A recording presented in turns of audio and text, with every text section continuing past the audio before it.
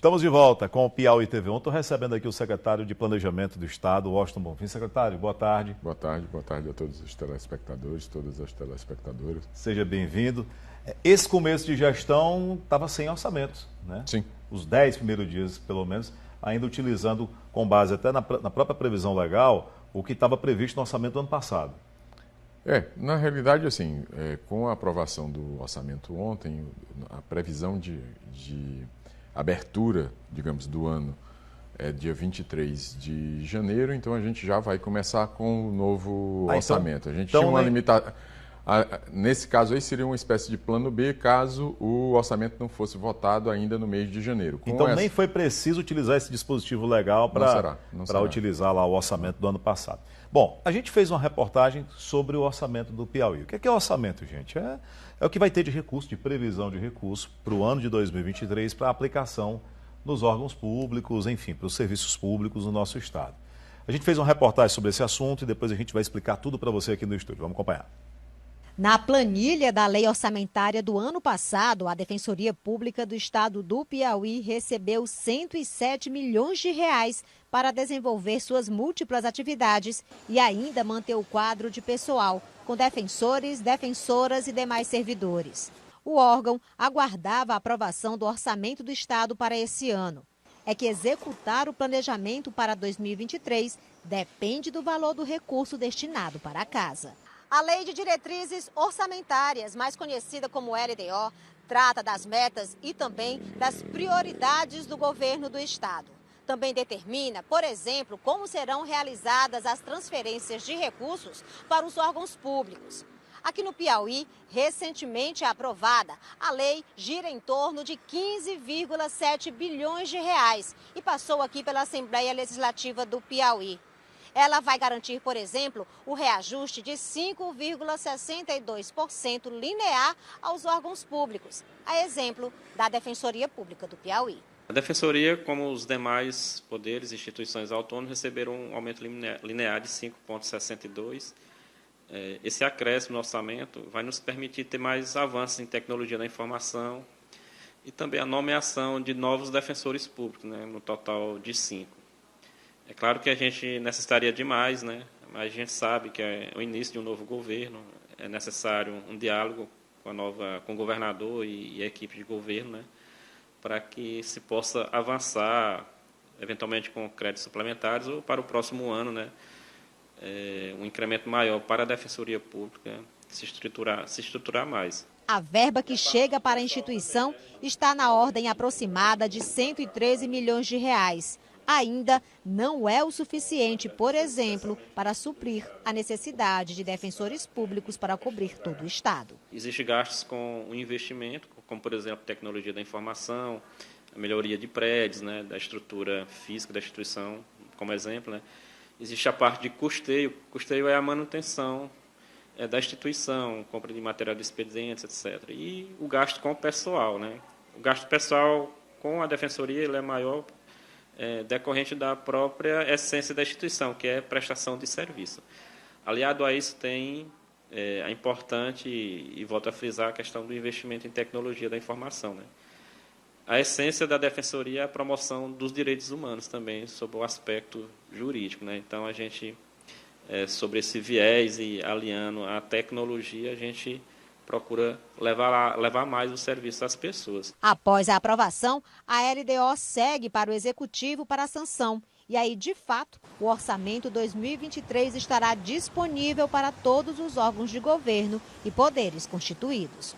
25% de tudo que se arrecada vai para a educação, 12% automaticamente vai para a saúde. Então, Piauí perdeu R$1 bilhão. Nessa recomposição que nós votamos em dezembro, recupera algo em torno de R$500 milhões, mas ainda tem um déficit aí de 500 milhões. E aí vamos torcer, o que é bom, o presidente Lula está reunindo os governadores e vai discutir um pacto federativo maior e melhor, que possa também ter mais transferências da União para estados e municípios. Agora já temos um orçamento aprovado que deve ser sancionado, né, hoje até sexta-feira pelo governador Rafael Fontes. O que a gente tem de mudança em relação ao orçamento do ano passado para um novo planejamento, que embora seja um governo de que até de certo ponto é de continuidade, porque é do mesmo grupo político, mas é uma nova gestão com uma nova política de planejamento também. Esse orçamento ele foi feito, como disse o líder do governo na Assembleia, futuro líder do governo na Assembleia, deputado Fábio Novo, sob essa pressão da redução de receitas do Estado, especialmente no segundo semestre de 2022. Então, em termos gerais, ele tem números muito parecidos, o de 23 tem números muito parecidos com o de 2022. Vocês mostraram, por exemplo, a questão dos poderes, tiveram o acréscimo relativo à inflação, mas na maioria dos órgãos o orçamento se equivale, né?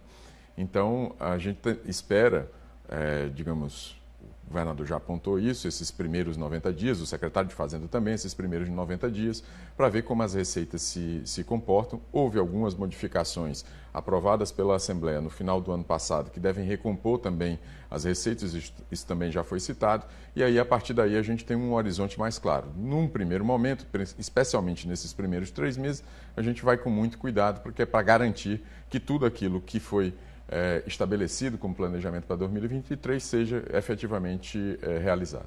Para que as previsões, né, se concretizem, assim, para que a gente tenha realmente aí essa arrecadação capaz de fazer frente a as despesas de custeio e de investimento, é mais difícil fazer encaixar, tendo em vista cenário econômico, macro, né, algumas interferências externas, até mesmo política tributária que mudou?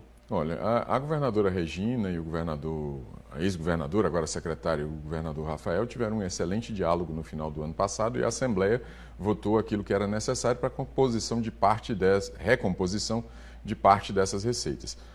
O restante, obviamente, quer dizer, dessa recomposição vai depender muito da economia como um todo. Tem muita coisa que o Estado não é capaz de prever. Então, a dinâmica de crescimento econômico, eu tenho dito, por exemplo, o fato de que o Bolsa Família ficou garantido em R$ 600, com a possibilidade de que famílias que tenham crianças com menos de 6 anos, R$ 150 por criança no limite de 2 crianças, isso, né, é receita nova do governo federal que entra para as famílias do Piauí e que, obviamente, gera consumo e vai melhorar as condições, né, do exercício fiscal de 2023. Então, questões como essas já geram ali uma certa previsibilidade a dar mais uma segurança. A gente tem que esperar o comportamento dessas receitas, impacto, mas certamente, né, tem que ser comedido nesse primeiro momento. Bom, a gente tem até números que a gente vai destacar aí na frente, aí na tarja, que a gente coloca aqui agora como destaque. Por exemplo, a Assembleia Legislativa do Piauí, né? Em 2022, 415 milhões, para esse ano 450, incremento aí de pelo menos 8%. Vamos colocar aqui mais uns números também.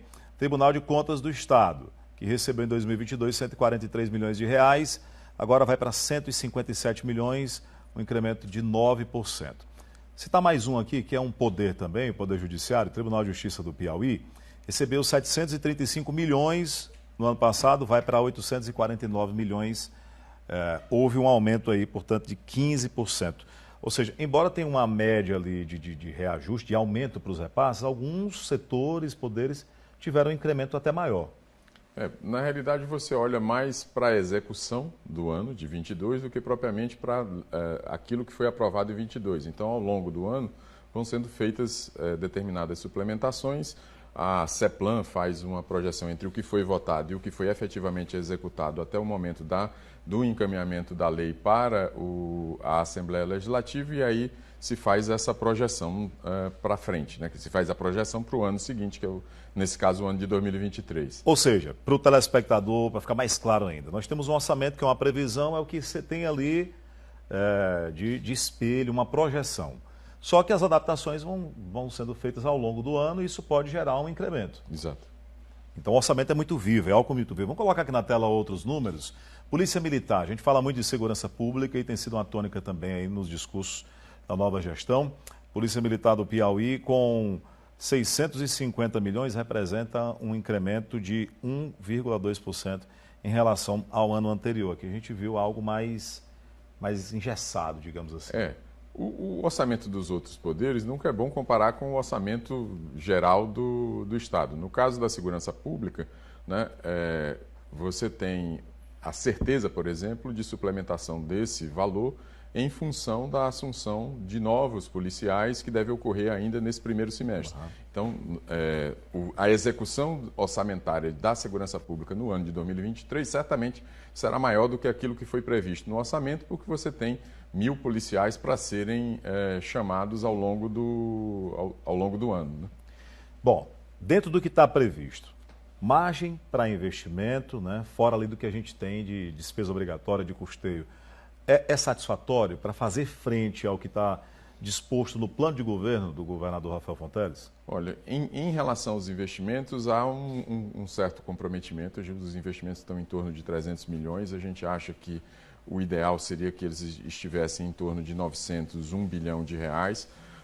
Essa recomposição que foi feita, né, com base numa lei que foi aprovada no final do ano passado, durante a transição, ela vai ter seu efeito legal a partir de abril e do ponto de vista de fluxo de caixa a partir de maio, é quando a gente vai ter uma ideia mais clara do impacto, né, de aumento de receita, especialmente para a questão de investimentos. E também está na programação, tem sido discutido, o governador tem dado essa determinação, não só para mim, mas como para o secretário de Fazenda, para que a gente verifique oportunidades de operação de crédito, para que a gente possa manter o investimento dentro de um patamar que seja adequado aos anos anteriores, porque esse ano, do ponto de vista prático, o que está votado no orçamento é realmente um pouco aquém daquilo que a gente... Aliás, bastante aquém daquilo que a gente necessita. Alinhamento com planos de cargos, carreiras e salários, negociação que o próprio Executivo tem com algumas categorias para reajuste salarial.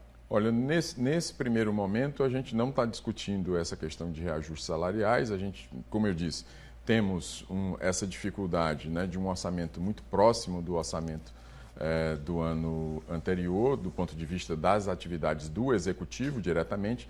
Então, isso precisa um certo cuidado, vai depender desse fluxo de receitas. Então, nesse primeiro momento, não está no nosso radar.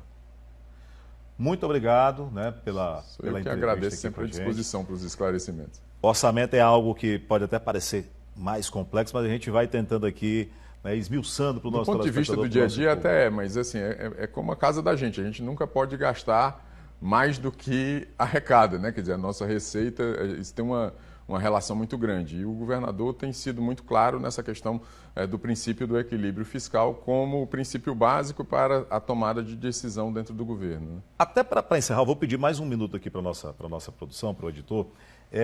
O público teresinense, principalmente, já era acostumado, né, a vê-lo falar sobre o orçamento do município de Teresina. O senhor fez parte aqui das gestões durante bastante tempo, agora está no governo do estado, então tem um trabalho de planejamento maior, né, para 224 municípios do Piauí. É um desafio para o senhor trazer mais recursos para o Piauí, para não ficar dependendo só de arrecadação, de operação de crédito, ou seja, de empréstimo, mas também convênios? Certamente, na realidade agora a gente tem esse alinhamento do governo federal, né, petista, o governo estadual também, do PT, tem figuras importantes do Estado, como o senador Marcelo Castro, mas especialmente, né, o senador Wellington Dias, em posições estratégicas, um no Congresso, o outro, né, no próprio Executivo Federal. Eu creio que essa parceria com o governo federal vai ser bastante importante para trazer recursos para o governo estadual, especialmente recursos de investimento. Agora sim, a gente fecha aqui com o secretário de Planejamento, Washington Bonfim. Muito boa tarde, obrigado. Sou eu quem agradece. Boa tarde aqui para todos os telespectadores.